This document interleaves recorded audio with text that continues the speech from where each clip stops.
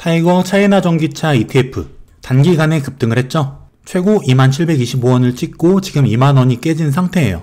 1년 수익률 87%, 6개월 수익률 47%인데 자, 너무 많이 올라서 지금 팔고 다시 사야 할지, 아니면 또 산다면 어디 가격에서 사야 할지, 각각 여러분들이 얼마에 어떻게 보유하고 있는지 그 상황에 따라서 투자 전략을 알아보도록 할게요. 안녕하세요, 상승효과입니다. 차이나 전기차, 저희 상승효과TV에서 여러 차례 소개를 드렸죠. 작년에 이 ETF가 출시되고 소개해드린 시점에 사신 분들, 초기에는 이렇게 물려서 이때 손절하신 분도 꽤 계셨어요. 하지만 계속 보유했다면 엄청난 수익을 내고 계실 겁니다. 일단 올해만 보더라도 연초 대비 86% 상승. 하지만 고가 2725원을 지금 깼죠. 깨고 나서 19,000원 아래로 떨어졌다가 지금 다시 15,600원 정도 반등을 한 상태예요. 고점 대비 9% 정도 하락했다가 반등을 한 상태죠. 근데 이 ETF가 단기에 너무 많이 올랐습니다.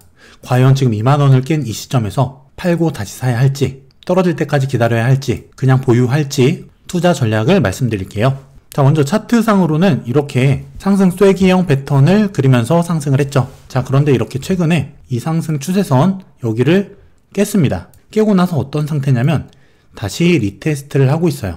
이렇게 추세선이 있을 때 여기를 깨고 내려갔다가 다시 이 저항에 맞고 돌파하는지 아니면 다시 맞고 떨어지는지 지금 그 중요한 시점이 와 있다는 거죠. 보시면 지지를 깼다가 여기 근처까지 올라와 있는 상태예요. 만약에 이 저항을 뚫고 올라가서 이렇게 안착을 한다면 어떻게 될까요? 크게 파동 관점에서 여기서부터 첫 번째 파동이 시작됩니다. 그리고 두 번째 파동. 보통 이렇게 채널을 그리고 가다가 상승 추세를 깨고 이렇게 아래로 리테스트가 나왔다가 다시 여기를 올라타는 이런 모습이 나온다면 그 다음 상승 파동은 이 고점을 넘깁니다, 보통. 그런데 여기서 만약에 이 저항을 뚫지 못하고 여기서 튕겨 나와서 떨어진다면 바로 상승하기보다는 횡보를 하거나 조정을 하거나 그렇게 될 가능성이 있다는 거예요. 무조건 이렇게 된다가 아니라 확률적인 부분을 말씀드리는 거예요. 일단 지금 긍정적인 거는 여기 60일 이동평균선이거든요.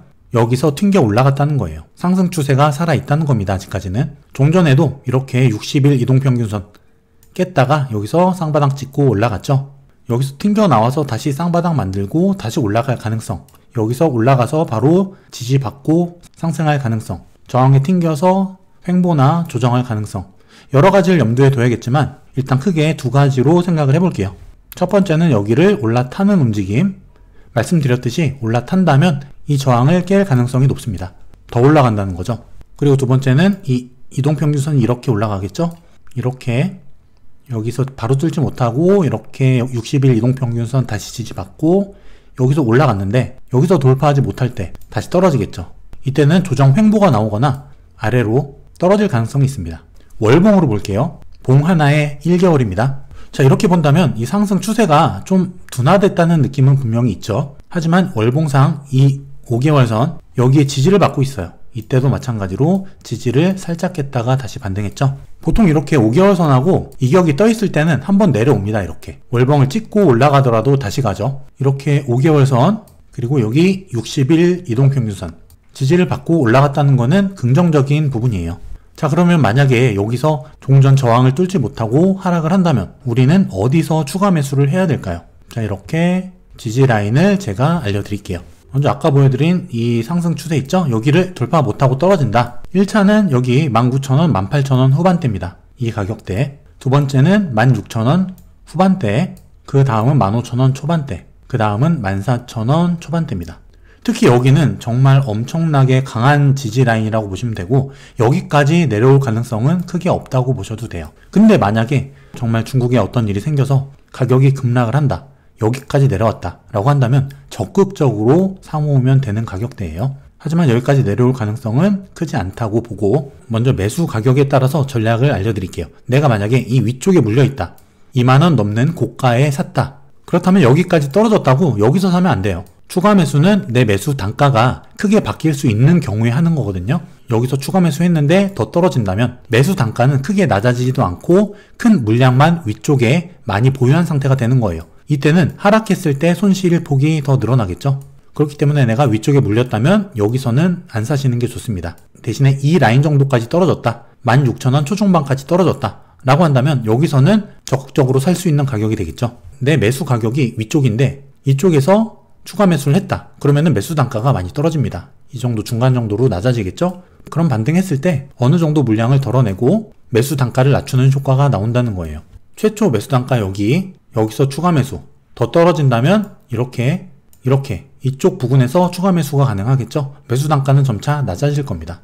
만약에 내 매수 단가가 요때 요 부근 14,000원에서 15,000원 정도 부근이다. 그렇다면은 굳이 지금 팔 이유가 없어요. 떨어지더라도 오히려 여기까지 떨어지더라도 추가 매수의 기회로 삼아야지 지금 팔 이유는 없습니다. 주식 투자를 할 때 내가 낮은 매수 단가를 가지고 있다는 게 굉장히 큰 메리트거든요. 장기로 끌고 갈 수 있는 마인드 세팅에도 도움이 되고 내가 저가에 사면 살수록 이 가격이 올라갈 때 복리 효과, 큰 수익을 낼 수 있는 바탕이 되는 거예요. 그렇기 때문에 내 매수 단가가 아래쪽이다. 그러면은 안 파는 게 좋습니다. 팔지 마세요. 대신에 내가 추가 매수를 하고 있다면 이 지지를 깨고 이렇게 떨어졌을 때 여기서도 조금 살 수 있겠죠? 많은 수량은 아니더라도. 왜냐? 내가 매수 단가가 밑에 있기 때문에 부담이 없는 거예요. 그리고 여기까지 또 떨어졌다. 그럼 또 적극적으로 살 수 있습니다. 그만큼 매수 단가가 내가 싼 가격에 샀다면 굉장한 메리트를 갖고 있는 거예요. 굳이 샀다 팔았다 할 필요가 없다는 거예요. 근데 진짜 내가 여기 고점에 물려서 몰빵을 한 상태예요. 근데 추가 매수할 돈도 없다. 그럼 두 가지 방법이 있겠죠? 그냥 떨어지든 말든 어차피 장기적으로 올라갈 거니까 존버하는 방법. 그리고 두 번째는 일단 이 마지노선을 잡아 놓는 거예요. 이때 만들었던 저점 여기를 깨면 일단 손절을 합니다. 했다가 여기 다시 올라오면은 여기서 다시 사도 돼요. 손절했다 올라오면 다시 사는 방법. 그리고 손절을 했는데 다시 떨어졌다. 그럼 또 여기서 재매수할 수 있는 구간이 나오죠. 여기 이렇게 두 가지 방법이 있습니다. 손절을 했는데 떨어졌다 다시 올라탔을 때 재매수하면은 손실 본 게 없죠. 대신에 가격이 많이 떨어질 때 이때를 대비해서 기회비용을 다시 살릴 수 있는, 저가에 다시 살 수 있는 좋은 수단도 될 수 있다는 거예요. 이거는 내 투자 스타일에 따라서 결정을 하시면 됩니다. 이거는 장기 투자 관점이 아니라 트레이딩 관점에서 설명을 드린 거예요. 그리고 여기 보시면은 굉장히 거래가 많이 일어났죠? 거래량도 많이 터졌어요. 이 말은 뭐냐면 여기 매물대가 굉장히 강력하다는 거거든요. 그렇기 때문에 이 차이나 전기차 ETF는 가격이 떨어지더라도 여기 아래로 뚫고 내려갈 가능성이 크진 않습니다. 사실은 이 16,000원 중반 아래로 깨고 내려갈 가능성은 크지 않아요. 강한 매물대가 있기 때문에 지지가 그만큼 강하다는 거죠. 근데 그만큼 이 강한 지지를 깨고 내려왔다면 다시 올라갈 때도 힘이 들어요. 그리고 오히려 더 많이 빠질 가능성도 있습니다. 만약에 여기를 깼다면 여기까지 떨어질 가능성도 염두를 해야겠죠. 이거는 차트적인 기술적인 분석 그리고 트레이딩 관점에서 설명을 드린 거예요. 장기 투자 관점 그리고 중국과 전기차 시장에 대해서는 이제부터 설명을 또 드리겠습니다. 그 시장 상황에 따라서 내가 어떤 포지션을 택할지 어떤 매매 전략을 택할지 그게 결정이 돼야 되겠죠. 기술적 분석과 기본적 분석 이 두 가지가 결합이 됐을 때 최상의 투자 결정 그리고 최상의 결과를 낼 수 있는 거예요. 어느 한 가지에만 목매면 안 된다는 거예요.